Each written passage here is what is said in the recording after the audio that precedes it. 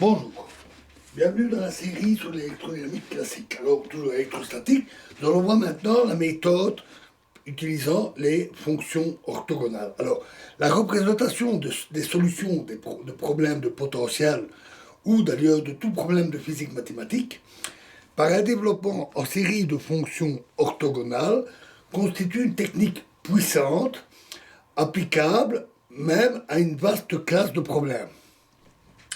L'ensemble de fonctions orthogonales choisies dépend des symétries ou de symétries approchées qui sont mises en jeu. Afin de rappeler les propriétés générales des fonctions orthogonales et des développements qu'elles permettent, considérons un intervalle AB quelconque parcouru par la variable zeta.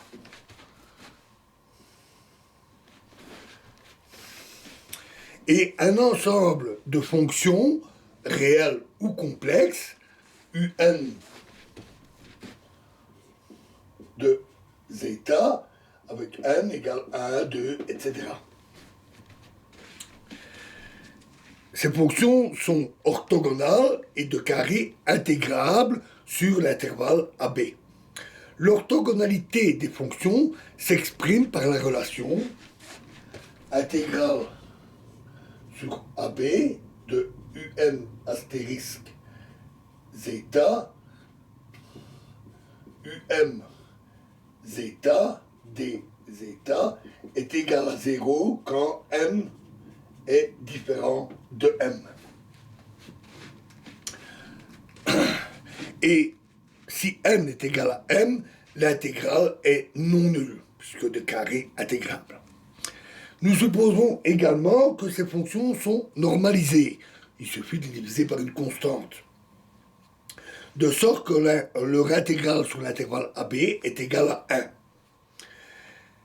Ces fonctions sont alors dites orthonormées et vérifient, cette fois-ci pour tout n et m, égale delta nm.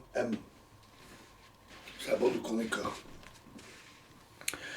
Toute fonction f de zeta de carré intégrable sur l'intervalle AB peut s'exprimer par une série de fonctions un de zeta.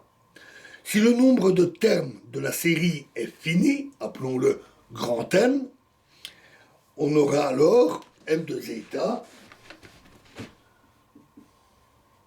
est représenté par la somme de n égale 1 jusqu'à grand N de un zeta, avec un coefficient an. On peut alors se demander quel coefficient an donne la meilleure représentation de f de zeta. Si cette meilleure représentation est définie par le minimum de l'erreur moyenne, l'erreur quadratique, grand N,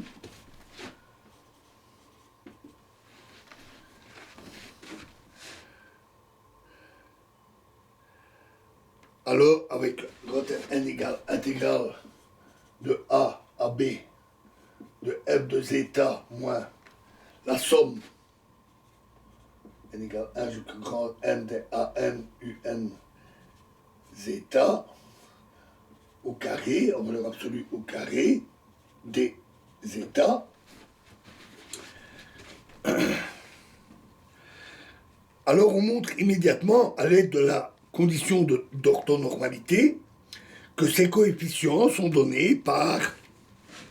Donc si on veut minimiser cette valeur-là, on montre facilement qu'on doit avoir AM égale intégrale de A à B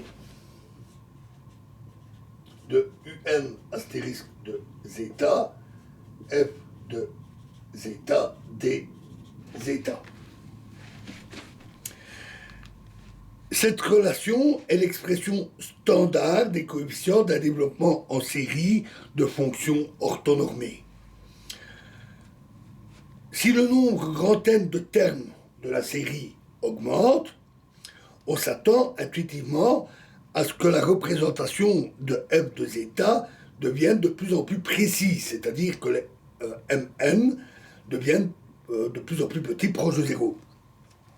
Cette intuition s'avère exacte si l'ensemble des fonctions normées est dit complet. Autrement dit, s'il existe un nombre fini grand N0, tel que pour tout grand N supérieur à grand N0, l'erreur quadratique moyenne, Mn, est aussi petite que l'on veut, c'est-à-dire inférieure à tout nombre positif arbitrairement petit. Donc ça converge vers 0. On dit alors que m de zeta est égal à la somme de n égale 1 jusqu'à l'infini de an un de zeta.